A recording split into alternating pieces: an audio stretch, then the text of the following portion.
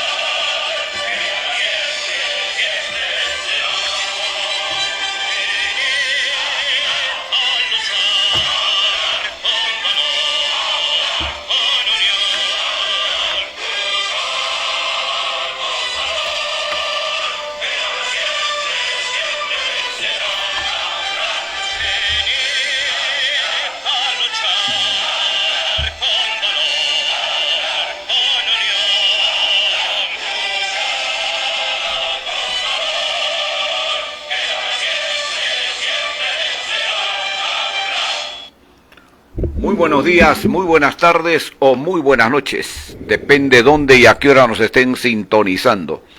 Estamos en vivo y en directo el día de hoy, domingo 4 de mayo del 2025, desde la Biblioteca Privada de Haya de la Torre. El 7 de mayo, como ustedes saben, vamos a recordar los 101 años del APRA Continental. El año pasado hemos celebrado, hemos recordado nuestro primer centenario, los primeros 100 años del APRA. Y con ese motivo hubo pues una cantidad enorme de actividades.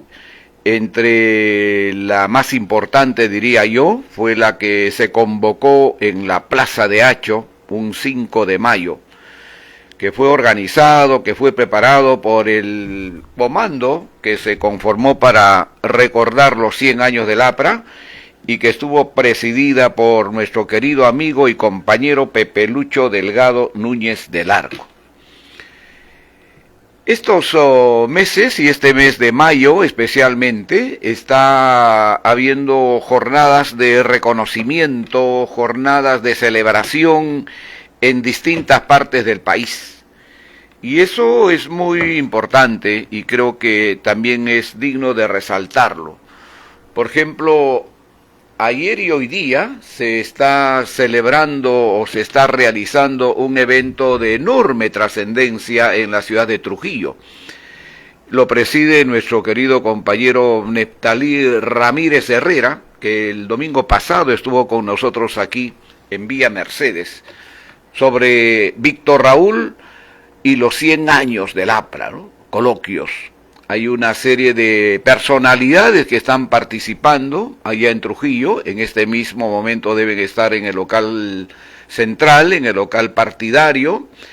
Están ahí los historiadores, por ejemplo, Germán Peralta Rivera, está el querido compañero Carlos Roca Cáceres, está Nelson Vázquez, historiador, está la poetisa, escritora, compañera Rocío Valencia Aya de la Torre, está la historiadora María Valdivia y tantos otros personajes que participan en este coloquio con una serie de ponencias especialmente.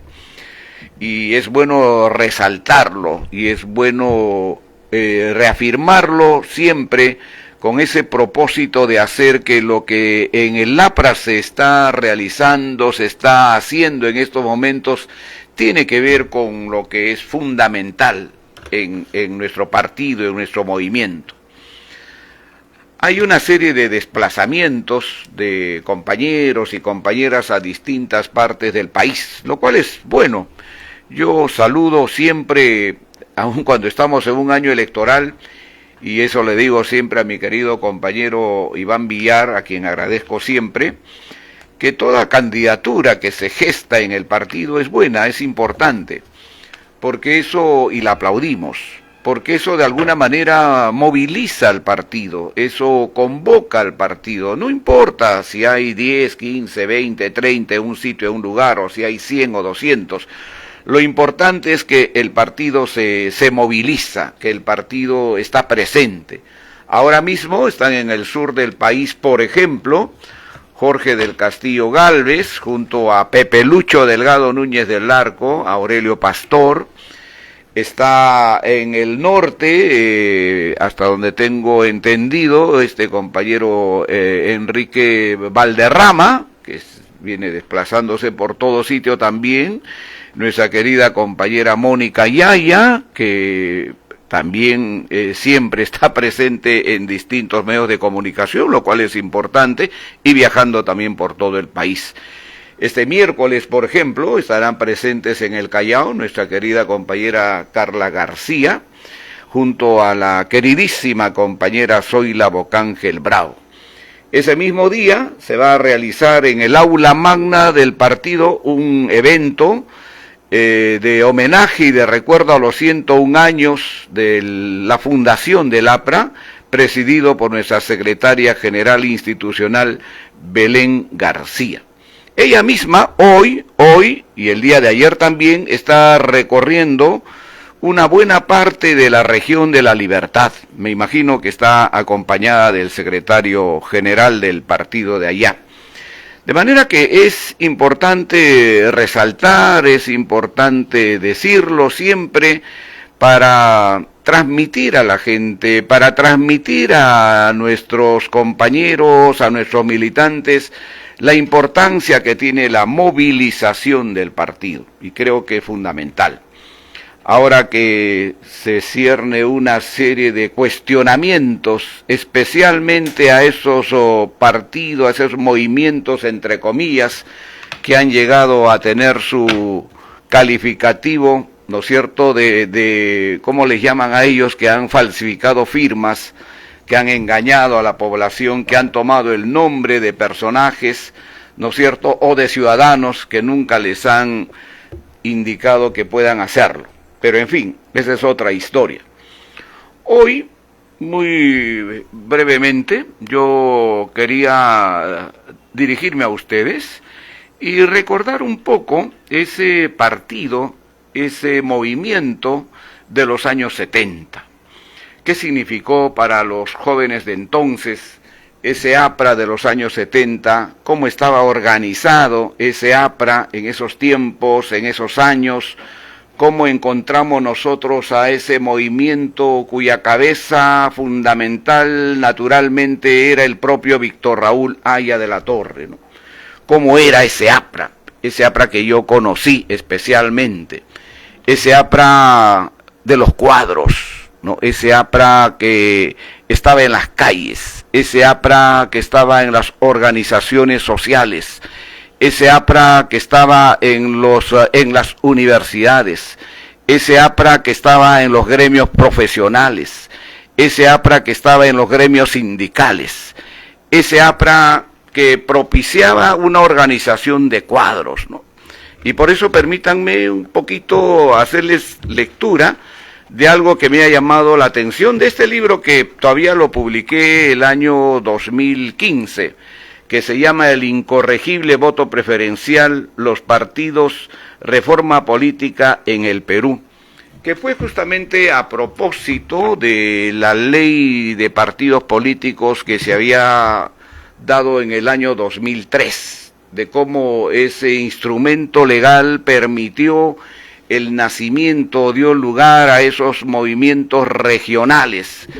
Esa ley permitió que pudiera emerger los Acuña, los Álvarez, todo lo que hoy nos ha dominado en el país, aunque esa es otra historia, que en algún momento también lo hemos tratado, también lo hemos dicho,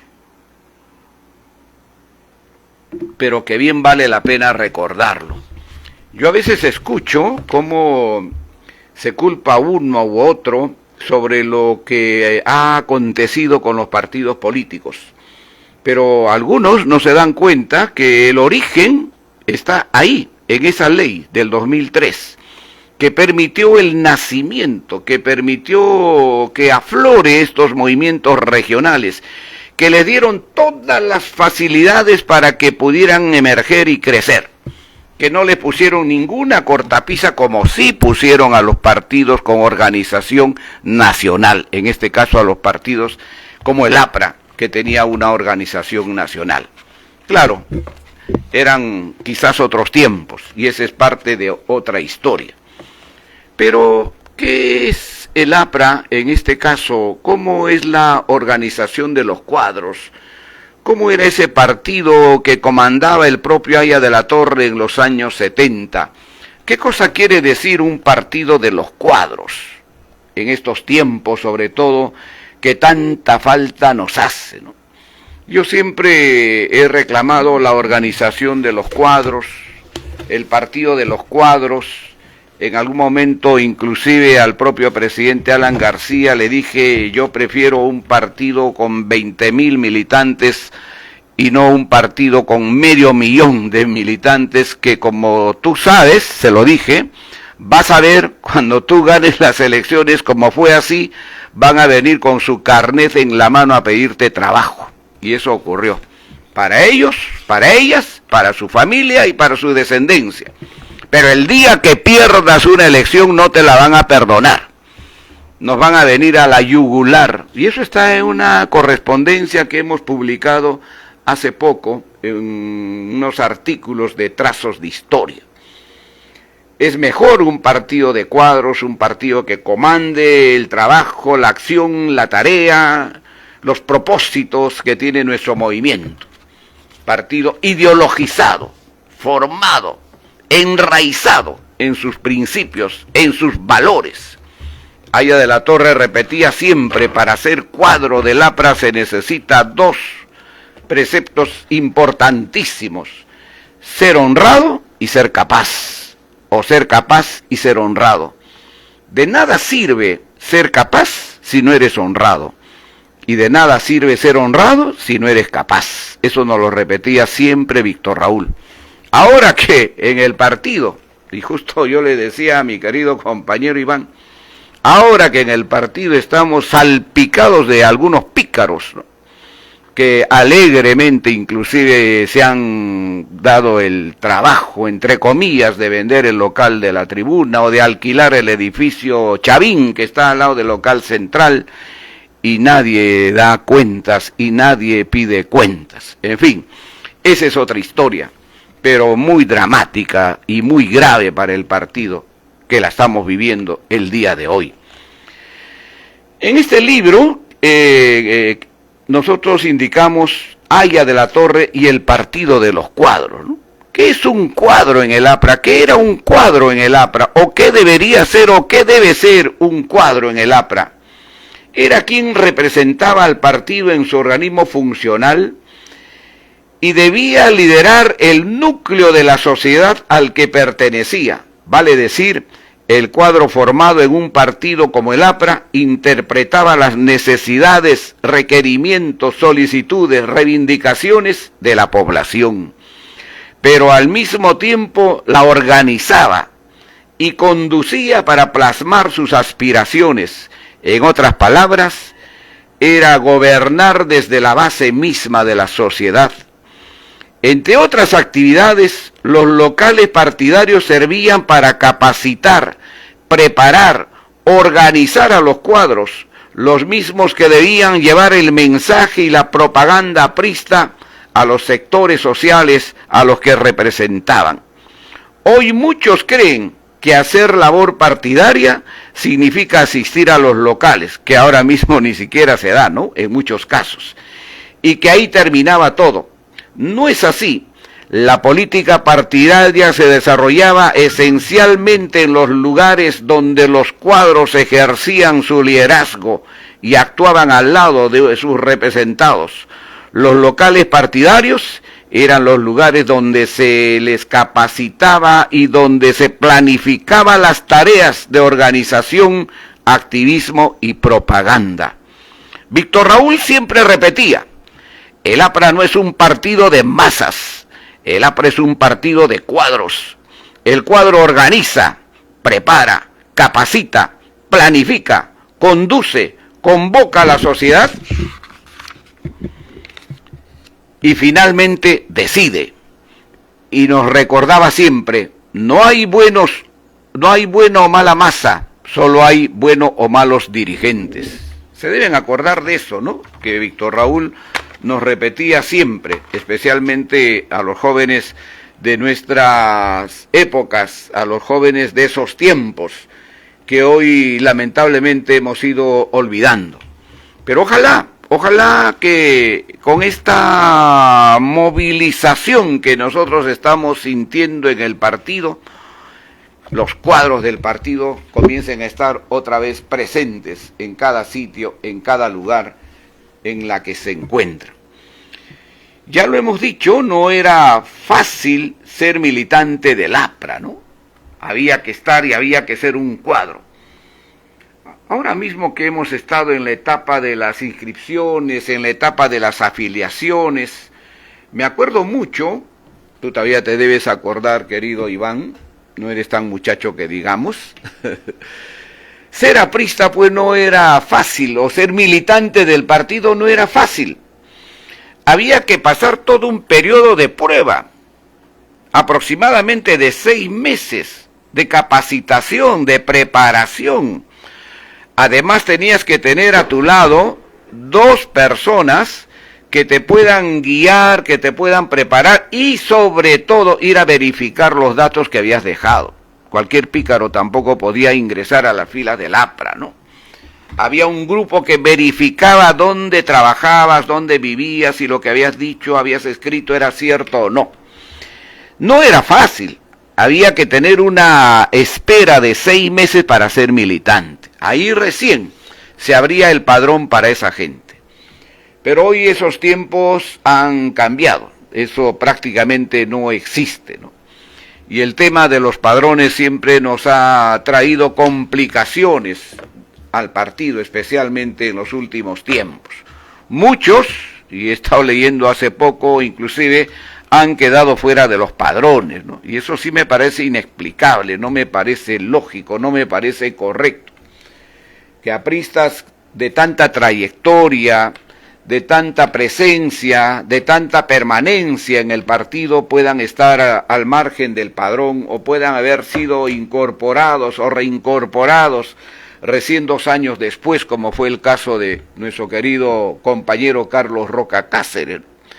He visto, por ejemplo, cómo hace poco ha circulado una carta de este querido compañero Andrés Capelletti, quejándose de que hasta el día de hoy no aparece en el padrón del partido. Imagínense el hijo de un mártir del partido, ¿no? Yo digo, ¿cuáles son y cómo son esos mecanismos de control, de admisión, ¿no es cierto?, que se da para que compañeros de tanta trascendencia partidaria en su trayectoria no estén en el padrón del partido, ¿no? Una cosa pues gravísima que realmente yo no lo entiendo. Y se lo digo porque fui secretario nacional de organización y nosotros hicimos una campaña de movilización en todo el país, con encuentros regionales inclusive, que permitía que los comités ejecutivos pudieran convocar y hacer participar a toda la militancia y que nadie, absolutamente nadie, quede al margen del padrón. Inclusive, me acuerdo mucho, los padrones, nosotros comenzamos a entregar a todos los comités, a todo el militante que quisiera en los CDs famosos de ese tiempo. Creo que tenían que pagar $1 por cada CD, pero tenían todo el padrón a la mano. Como debía ser, no tiene por qué esconderse las cosas, no tiene por qué llevarse en secreto las cosas, no tiene por qué tenerse en secreto el padrón, tiene que ser público.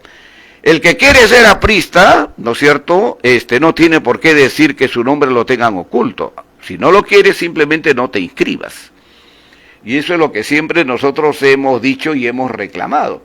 Es un poco también lo que pasa cuando a algunos compañeros o compañeras pues se les pide que rindan cuentas, ¿no?, del manejo que hacen en la administración del partido. A veces se molestan. Pero si te vas a molestar, no aceptes administrar lo que el partido te entrega. No es tuyo, es del partido. Y si el partido te dice que rindas cuentas, tienes que rendir cuentas, como debe ser, como lo hacemos aquí en el Museo Haya de la Torre, por ejemplo. De manera que ese era el cuadro que Haya de la Torre desde un principio condujo, dirigía, pero también al mismo tiempo capacitaba y organizaba, ¿no? Hace poco he publicado en Trazos de Historia lo que hemos llamado la célula sindical Arturo Sabroso Montoya.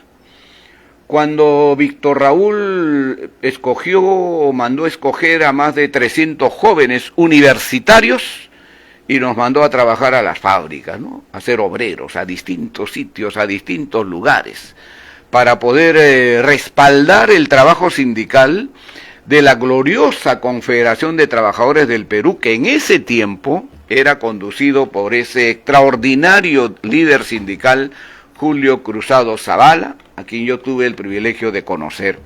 Al lado de él había un grupo de sindicalistas apristas, muy apegados a Víctor Raúl, muy apegados a la acción del APRA, que era el único organismo sindical que se enfrentaba a la dictadura militar de entonces, a la que presidía, como ustedes saben, Juan Velasco Alvarado.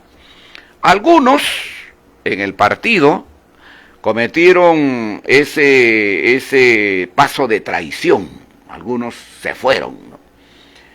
Yo me acuerdo mucho y siempre lo recuerdo, y está escrito también ahí en estas hojas que publicamos todas las semanas, como ese felón llamado Carlos Delgado Olivera fue castigado, ¿no es cierto?, por la organización aprista, por los cuadros apristas, en la cafetería Mario, muy conocida en el centro de Lima en esos tiempos, donde se reunían estos burócratas ahí del gobierno de entonces, especialmente del Sinamos. El partido trajo con mucho cuidado, casi en la clandestinidad, a nuestro querido compañero Mochero Vázquez, que vivió en esta casa, que estuvo el día que murió Haya de la Torre aquí, en la casa. Mochero, gran compañero. Y con la brigada del partido de entonces organizaron, ¿no es cierto?, el hecho de una acción que permitió que Mochero le bañara con excremento la cara a este traidor en ese tiempo. Así se castigaba también a los traidores en esa etapa.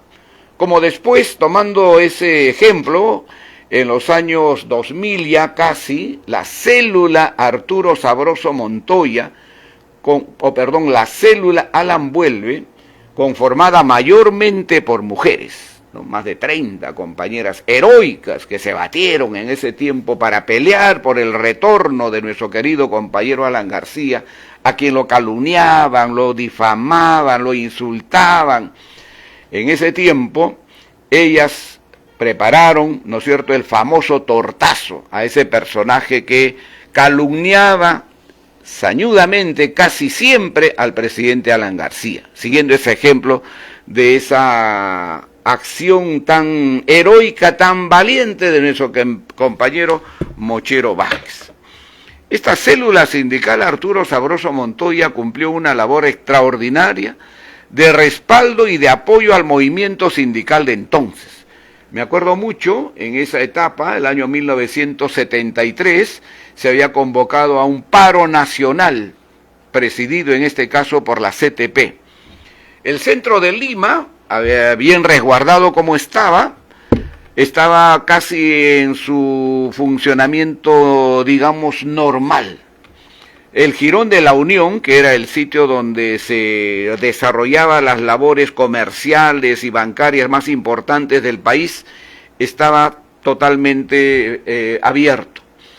Y me acuerdo mucho que el Comando Universitario Aprista, donde estaban pues en esa etapa JJ Uchuya, Walter Espíritu, Manuel García, Carlos Vela Patiño, tantos compañeros y mujeres, compañeras, conformando este Comando Nacional Universitario Aprista, organizaron una movilización al centro de Lima con la finalidad de apoyar y de respaldar a la Confederación de Trabajadores del Perú, y lograron abrirse paso. En ese tiempo se utilizaba mucho, los jóvenes llevaban mucho consigo, ¿no es cierto?, petardos, dinamitas, para poder abrirse paso, y lograron entrar hasta el Jirón de la Unión. Lograron cerrar todo, lograron que las puertas, las ventanas de todos los centros comerciales se cerraran. Y me acuerdo mucho de un gran compañero que después fue secretario general del Comité Ejecutivo Distrital, puede ser de Magdalena o de San Miguel, Óscar Treyes Pilares, gran aprista, que cayó herido porque le cayó una serie de vidrios, no sé si en la cara, en el cuerpo, lo cierto es que comenzó a sangrar, pero con ese heroísmo, con esa formación que él tenía, en el suelo, la sangre que regaba, puso APRA, ¿no? Puso APRA, y nunca nos olvidamos nosotros de esa acción tan heroica, tan extraordinaria de nuestro querido compañero Óscar Treyes Pilares. Esos eran cuadros del partido, que actuaban organizadamente, que representaban, ¿no es cierto?, un estamento de la sociedad. Los sindicalistas universitarios se fueron a las fábricas y comenzaron a hacer trabajo aprista, partidario.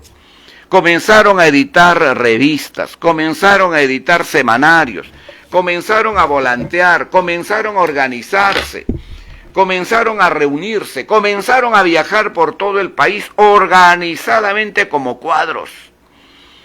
No eran esos que se quejaban, que veían que todo estaba mal y no hacían nada. A esos Víctor Raúl en algunos momentos, en algunos casos los llamaba quejumbres, que en algunos casos existía, pero no tantos.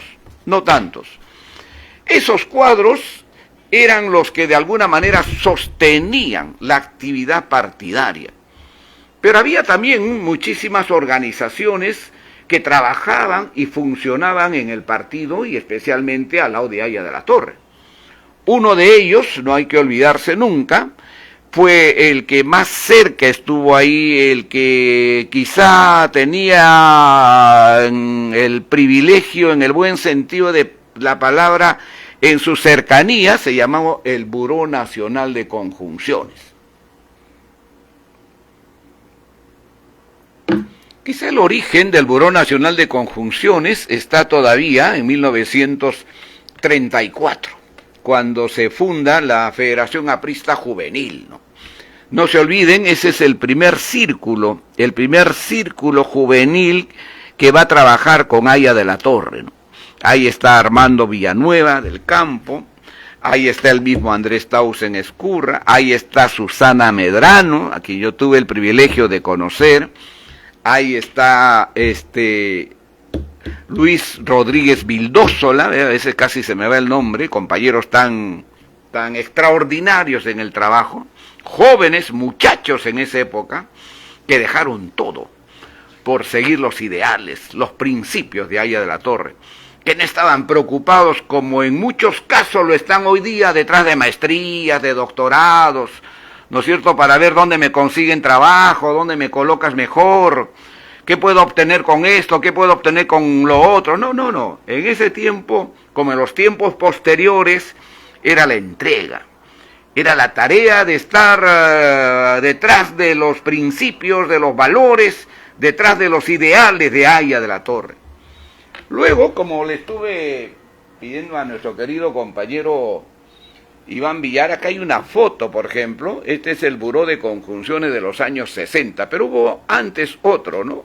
El año 45, el año 56 probablemente. Alfonso Ramos Alba nos recordaba, ¿no es cierto?, algunas historias de esos tiempos. El mismo Carlos Enrique Melgar, ejemplo de aprismo, de entrega, de sacrificio, proviene de esa juventud de esos tiempos.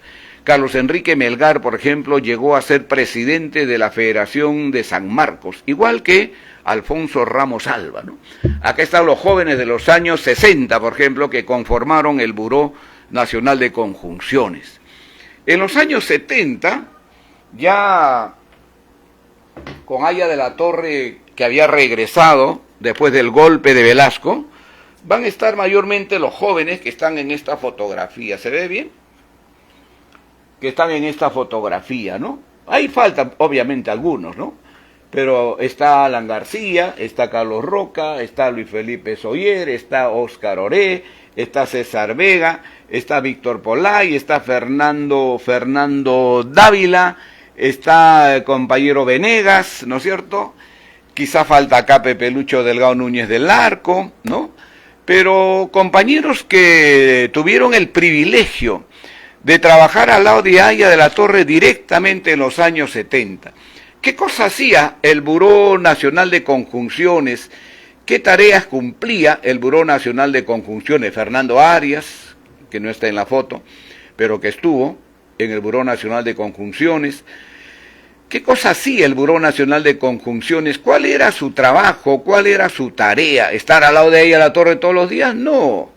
Ellos mayormente eran preparados, capacitados para poder asumir el rol dirigente en el partido. El rol dirigente en el partido, pero al mismo tiempo eran los emisarios de Haya de la Torre que se desplazaban por distintas partes en Lima y en todo el país.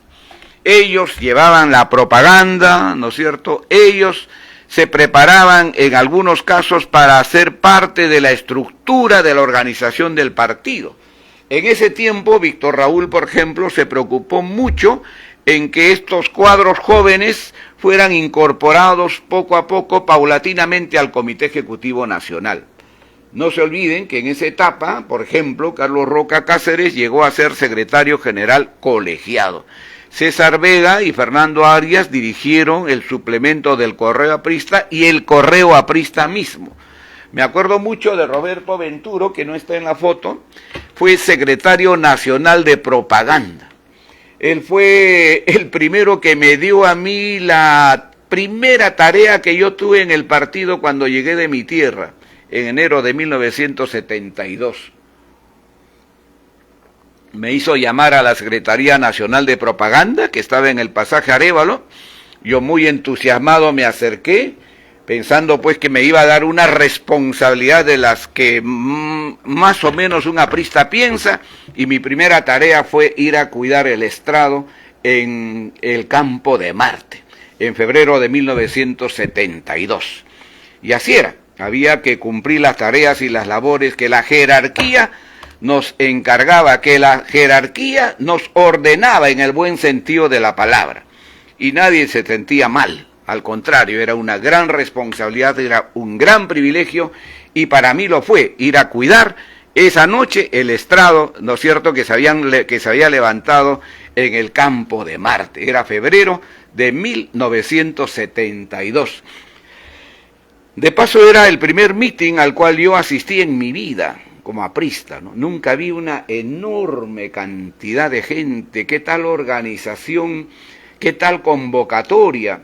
Y no se olviden que unos 3 días antes el gobierno militar había cambiado de escenario. Normalmente el mitin de la fraternidad se realizaba en Alfonso Ugarte, en la avenida de los Pañuelos Blancos, que nos trae y nos, ¿cómo poder decir, no? Nos fastidia, nos enoja, cómo han permitido poner ese paradero ahí en la puerta del local del partido, ¿no?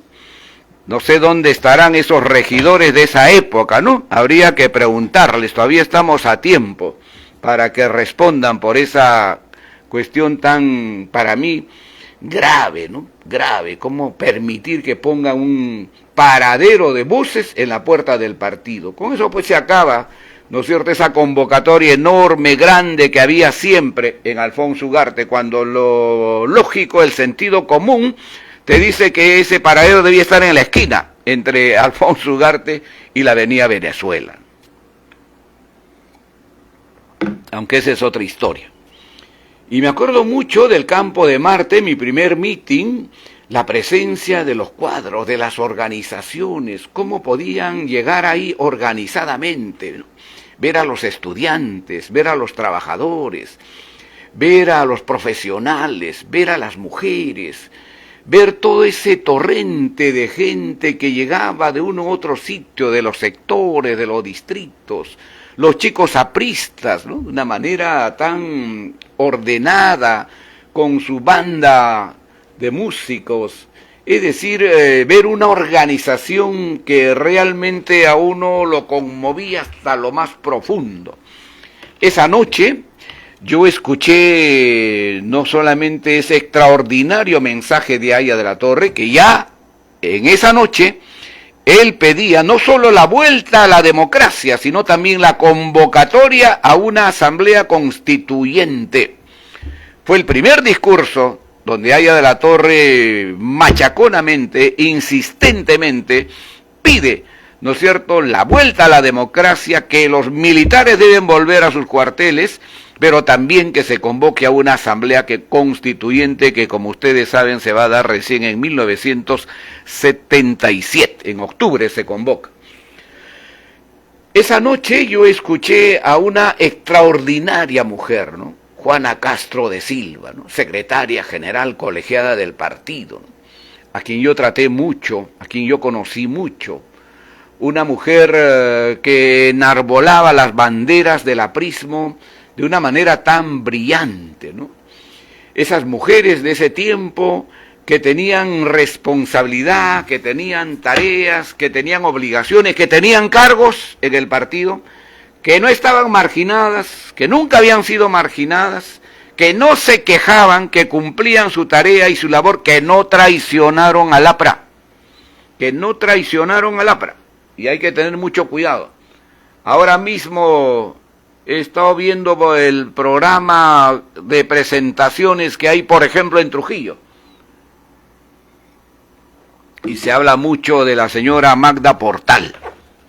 Y la señora Magda Portal sí traicionó al APRA, y lo hizo después del 3 de octubre de 1948, además en base a mentiras, porque dijo que como mujer no se le permitió que participara en el Congreso de mayo de 1948, antes del golpe de octubre de ese mismo año.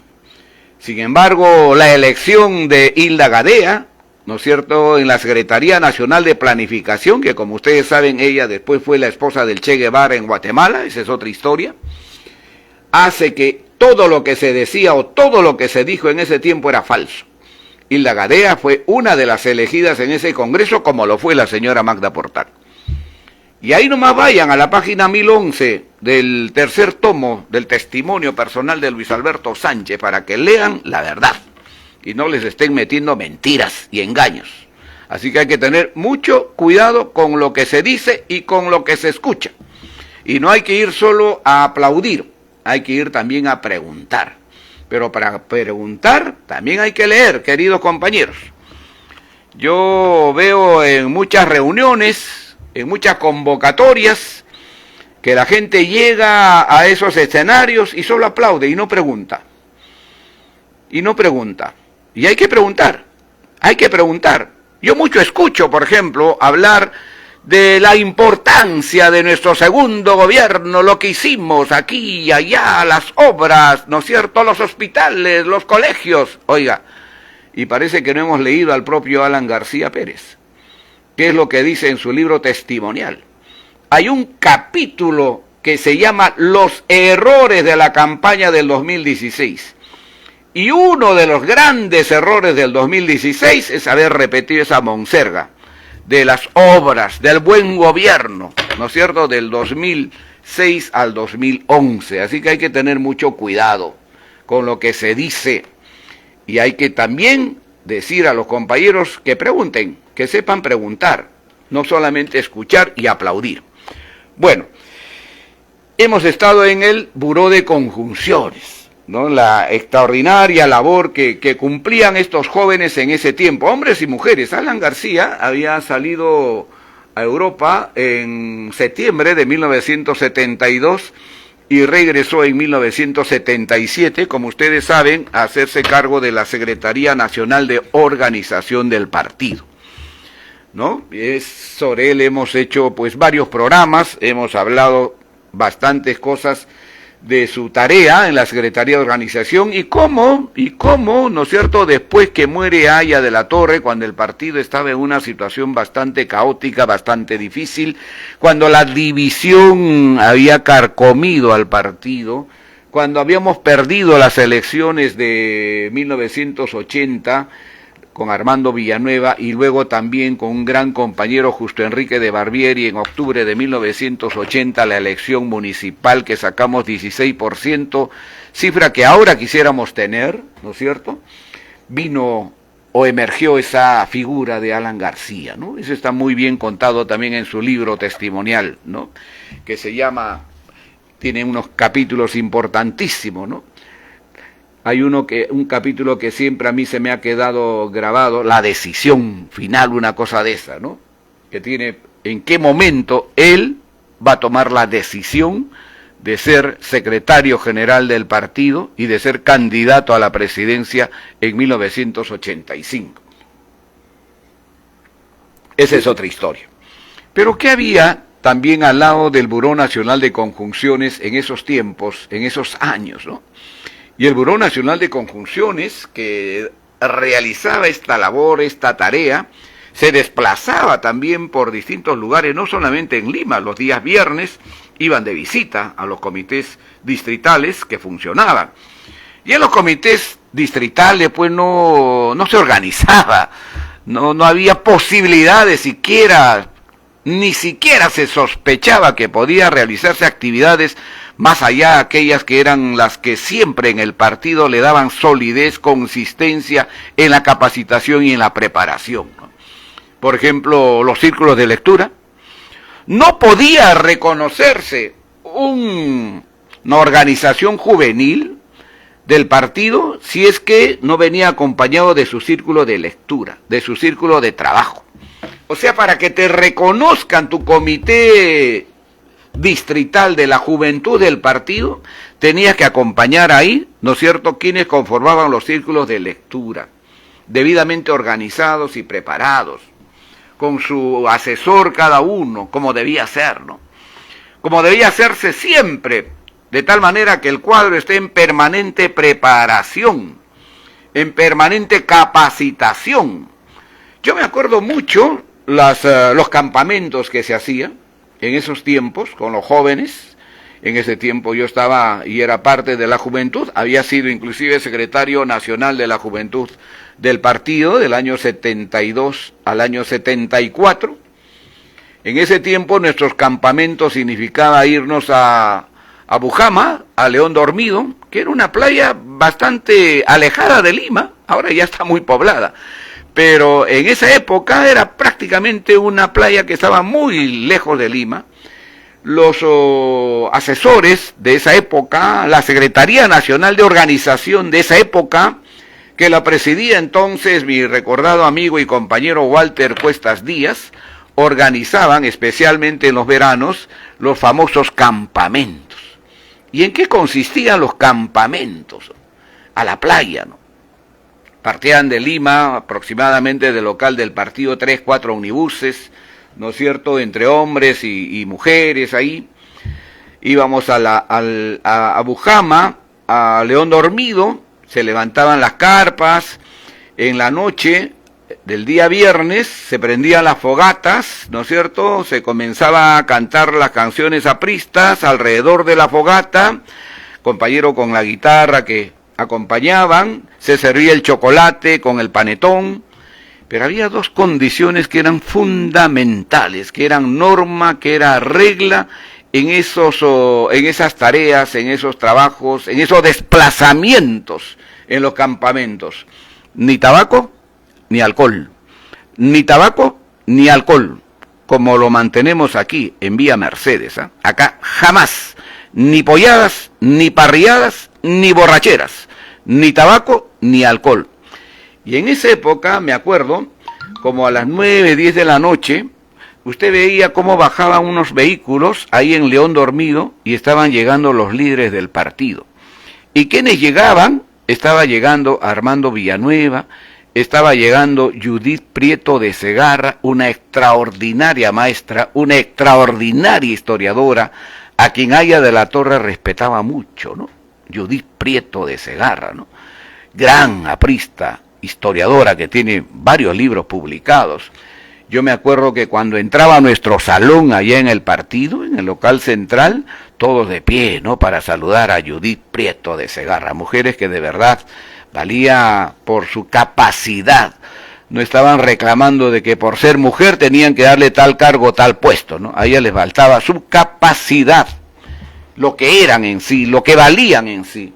Llegaba Andrés Tausen, llegaba Floro Barreto, llegaba Ramiro Prialé, miren toda la gente que llegaba, ¿no? En ese tiempo Lucho Heisen, Carlos Manuel Cox, y comenzaba la ronda de cada uno de ellos, ¿no es cierto?, los cursos o las conferencias de capacitación ahí en la playa, alrededor de la fogata. Miren una cosa tan bonita, tan bien organizada en esa época, con los parlantes que llevaban, con las baterías de los carros se abastecían los micrófonos, todo lo de esa época. Ahora debe ser mucho mejor, ¿no?, en el tema de la comunicación, aunque acá nos quedamos una vez sin sonido, aunque esa es otra historia.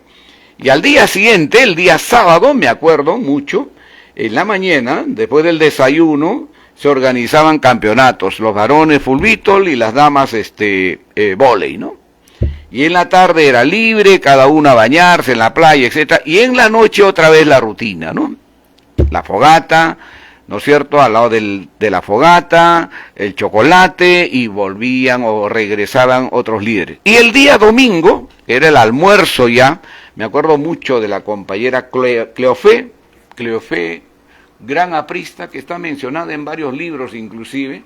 Hay un libro que se ha publicado de una historiadora, Soledad Pareja, puede ser, Iván, se llama Las Mujeres de Aya, así lo han titulado, ¿no? Las Mujeres de Aya. Pero bueno, ahí figura esta compañera Cleofé, cuyo apellido se me va en este momento. Gran aprista, llegaba con su camioneta, con una autoridad, una compañera de esas que denotaba lo que significaba ser mandamás en el buen sentido de la palabra en el partido, ¿no? Gran aprista de la Victoria, del distrito de la Victoria, con su esposo ahí. Al mediodía llegaba Aya de la Torre, ¿no?, ahí a la playa a dar su mensaje central. Éramos pues 60, 70, 80 jóvenes, ¿no?, que nos formaban en ese tiempo, en esa época. Ojalá un día pudiera volver a repetirse eso, ¿no? Aunque creo que ya no hay playas así tan sueltas como era en ese tiempo. Bueno, eso era más o menos, queridos compañeros, la organización. Nos falta mucho, nos hubiera gustado ver, por ejemplo, cómo funcionaba el Parlamento Universitario, cómo era y cómo estaba organizado el Comando Universitario Aprista, el CUA. Con esa organización fue posible hacer, ¿no es cierto?, esa movilización y traerse abajo al gobierno de Velasco el 5 de febrero de 1975. Fue la juventud del partido. Fueron estos compañeros jóvenes los que impulsaron esa movilización. Pero si no hubiera habido la organización de los cuadros, si no hubiera habido la organización del Comando Universitario, del Buró de Conjunciones, de la Célula Sindical Arturo Sabroso, de la Escuela de Dirigentes, del Parlamento Universitario, ¿quiénes hubieran hecho la movilización? ¿Cómo se hubiera hecho la movilización? Son los cuadros los que organizan, como muy bien lo dice Aya de la Torre, los cuadros organizan, capacitan, educan y deciden. Y deciden. Cuando un cuadro está bien preparado, decide. Y eso es la importancia de un partido como el nuestro, ¿no? Y ojalá que en el futuro vayamos hacia esa ruta, hacia ese camino. Hablando del 5 de febrero, hasta ahora mismo me acuerdo, hasta ahora mismo recuerdo ese liderazgo de nuestro querido amigo y siempre recordado compañero Manuel García Torre, ¿no? Que estuvo aquí con nosotros en el museo unos meses antes que él falleciera, ¿no? Una gran pena. Como hay tantos otros compañeros, ¿no? Que ya nos están abandonando también. Y eso le decía justo a Iván el día de hoy, son los años que van pasando, que irremediablemente pues ya no regresan, ya no vuelven. Pero en todo lo que se pueda hay que seguir trabajando, ¿no? Y esa tarea importantísima que el partido tenía en los núcleos donde la juventud se va naciendo, ¿dónde están? En los colegios. Y ahí está la organización de los chicos apristas peruanos, también. Pero también había los comandos escolares apristas, muy metidos en los colegios, muy organizados en los colegios. Lo que claro hemos abandonado ahora, pues ahora no existe, ¿no? Ahora no hay partido de los cuadros, ¿no? Hay más bien partido de gente que modifica el estatuto a su manera, que se queda más de los 4 años en el Comité Ejecutivo Nacional, que no hay asambleas del Comité Ejecutivo Nacional, ¿no es cierto? Que no se convoca a Congreso, ¿no es cierto? Que no cumplen las normas, que no cumplen el estatuto del partido como debe ser. O acomodan el estatuto a su manera, a lo que ellos quieren. Y eso no debería ser, ¿no? Hay que ser respetuoso de la norma. Si la norma dice que tú te has elegido el 2020 con ese estatuto, respeta ese estatuto. No seas vivarracho. No te estés aumentando 2 o 3 años más para quedarte. Hay otra cosa que es importante. Yo creo que el Congreso Nacional Ordinario que venga, lo primero que tiene que tomar como decisión es que todos aquellos delegados plenos designados tienen que volver a su base. Me explico. Si hay 1000 delegados que van a asistir al Congreso Nacional y 300 son designados, esa mayoría tiene que votar para que esos 300 dejen de ser delegados ese día. No se puede aceptar delegados designados. ¿Qué es eso? El partido nunca ha habido eso. ¿A quién se le ocurrió eso? ¿Qué tipo de aprismo es eso? Eso no es APRA. Eso es cualquier cosa. Eso no es APRA. Eso es trampa. La democracia tiene que venir desde abajo. Ni siquiera Aya de la Torre permitía que el Comité Ejecutivo Nacional pudiera tener voz y voto. Jamás. Yo he sido miembro del Comité Ejecutivo Nacional. Cuando llegábamos a un congreso, siempre hemos llegado como delegados natos, con voz, pero sin voto, como debe ser. ¿Qué privilegio tiene un secretario general de una región para venir con voz y voto? Si nadie lo ha elegido, lo han designado. No, tienes que someterte a una elección interna. Si te eligen, a buena hora. Y si no te eligen, puedes venir como delegado fraterno. Quizá por ahí. Pero nadie puede tener ese privilegio de estar viniendo como delegado pleno porque alguien me designó a mí secretario general. ¿Qué es eso? ¿Qué es eso? Eso en el APRA nunca ha existido, ¿eh? Y vamos a promover que la primera medida que tome el Congreso Nacional Ordinario sea hacer que los delegados designados plenos dejen ese mismo día esa posibilidad de ser plenos. Y si quieren se quedan como fraternos. Pero bueno, no sé por qué me desvío del tema. Yo les estoy muy agradecido, queridos compañeros, queridas compañeras. Ha sido un poco, creo, el desorden de las cosas que hemos venido diciéndoles, pero un poquito enfocados en lo que siempre nosotros hemos conocido como el APRA de los cuadros.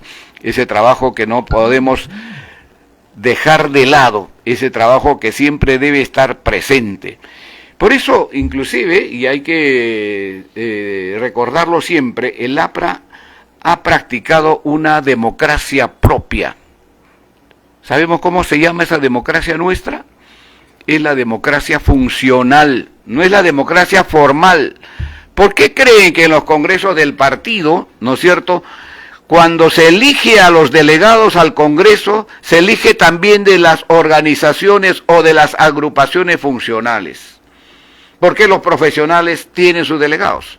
¿Por qué los sindicatos apristas tienen sus delegados? ¿Por qué la juventud del partido tiene sus delegados? ¿Por qué las organizaciones del comando universitario tienen sus delegados? ¿Por qué? ¿Por qué la organización territorial tiene sus delegados? Esa es la democracia funcional. Y el APRA lo ha practicado siempre, toda la vida, porque se escoge al mejor en el buen sentido de la palabra. Se escoge al mejor, al más representante, al que representa mejor.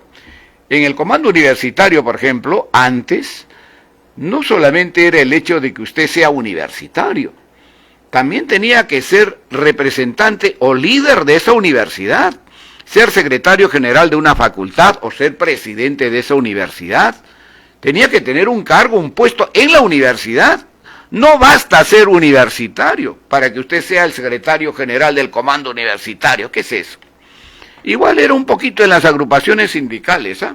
Había que tener cargo, puesto en las organizaciones sindicales. Eso era más o menos la organización, la democracia funcional que practicamos siempre en el partido. Muy bien, casi nos hemos pasado una hora. Yo te agradezco, querido compañero Iván, muchas gracias por esta oportunidad de estar aquí otra vez en Vía Mercedes. Hemos hablado, creo, de un tema que naturalmente creo que es importante para el partido en los tiempos de hoy, especialmente para que nuestros jóvenes conozcan y sepan lo que era la organización partidaria. Muchas gracias, nos veremos un próximo domingo en vivo y en directo desde la Casa Museo Haya de la Torre. Han sido ustedes muy amables, muchas gracias.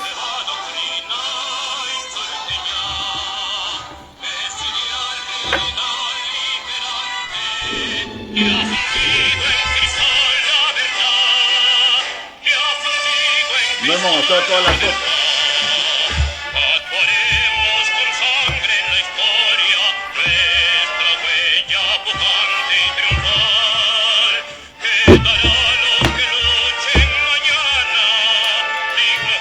Ese tiene que ser el primer acuerdo del Congreso.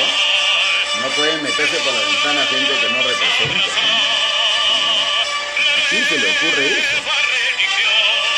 Eso nunca se ha dado. ¿De dónde vienen esos vicios?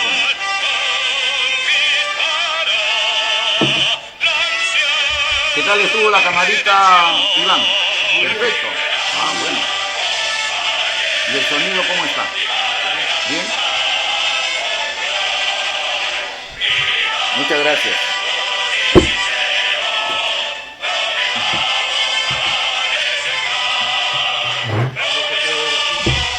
Oh, se ve prácticamente todo. Ojalá Facebook no se dé cuenta que ahora estamos en forma horizontal.